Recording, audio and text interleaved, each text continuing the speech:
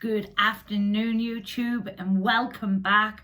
And I hope everybody's well over here. And it's been a little while since I did an upload, but I'm back. And in today's video, we're going to talk a little bit close and far away. And this comes from a particular student of mine out in the USA, States, whatever you want to put your terminology to.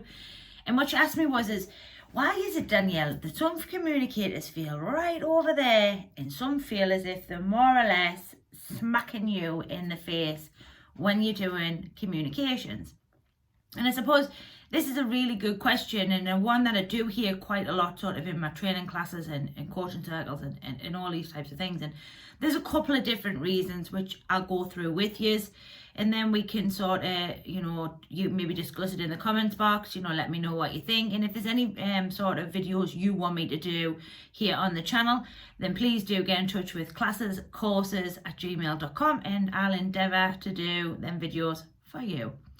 Now, when we talk about communicators that are at a distance and communicators who are a little closer, there's a couple of reasons for this. Now, one of the reasons could be that you haven't completely moved your mind, so you haven't put enough power into sort of your intent, so you're sort of, being a bit laxy-daisy, or there isn't enough power for you to take you completely over to the spirit world, because remember, we are the power, we are what powers us to the spirit world. And sometimes what happens is when we're tired as mediums, we can sort of lack in power to sort of get our minds over there and, sort of keep them over there, which can mean we're sort of fluctuating backwards and forwards between the shift of the mind and the borderline, and then obviously coming back to the psychic world. So that's one of the reasons. There's another reason that there could be there hasn't been enough development of you, the individual, which means that ultimately you as the Buddha medium is still sort of working through, and you don't have what I call enough database. Now, database, I haven't done a video on database because it's part of my mentorship, part of my mechanics. But basically the database is very much a part of your mind and how much information you have in regards to that database, which ultimately can determine what kind of communicators you get through and what communicators you do not get through. So that's another reason. Another reason can be that you don't particularly get on with that said communicator who comes through, because as I say, the database is only a small fraction of this.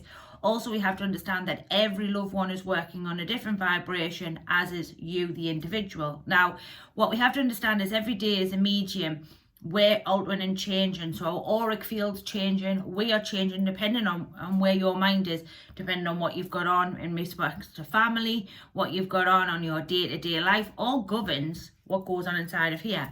And we can all have an off day, every one of us.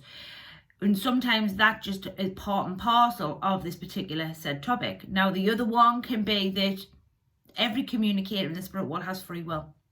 And I am going to be doing a video on free will, which will go up on Tuesday of next week. And free will is a very important part, and one that isn't discussed very much within the movement, because we are governed in telling everybody that the spirit world really has no problem in coming through, and ultimately that's not always the case. And I am going to go into that in a lot more in depth in regards to that particular said topic. But free will is also plays a part here. Not every loved one will want to come through, not every loved one will want to communicate, and not every loved one, regardless as to whether there's a bond of love there or not, there has to be an element of what that individual or loved one in the spirit world wants to do. And each individual, whether you're here or over there, has free will. So that's another reason. Another reason can also be that ultimately you as the individual is still trying to understand, terminologies of communicators who are quieter versus communicators who are a lot louder. And some communicators over there have been back and forth so many times and have communicated, a zillion times, and we have others who were not really that pushy, because as we know, all communicators keep their personalities when they come forward for a particular reading or a particular sitting. So some communicators are loved ones who are a lot quieter. You may not be able to pick them up, again, because you haven't got the database, or because they don't quite blend in on your frequency.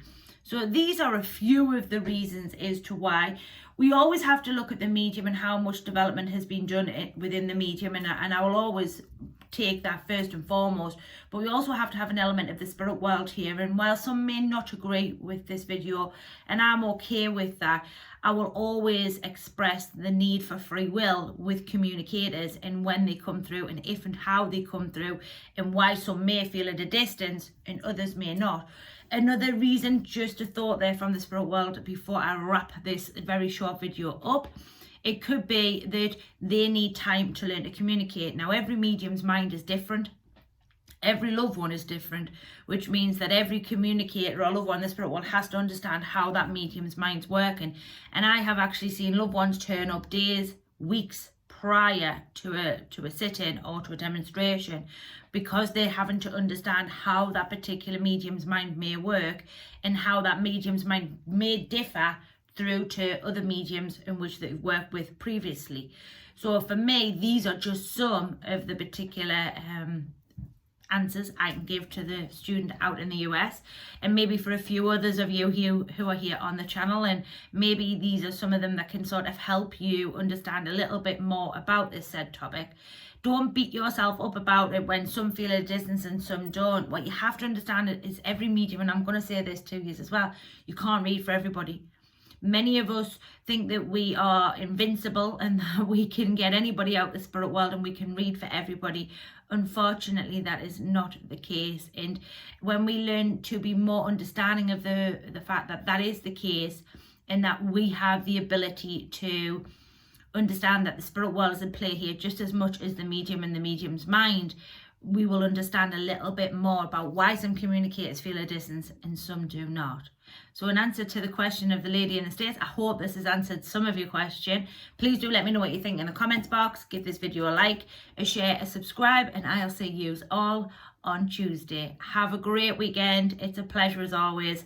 Bye for now.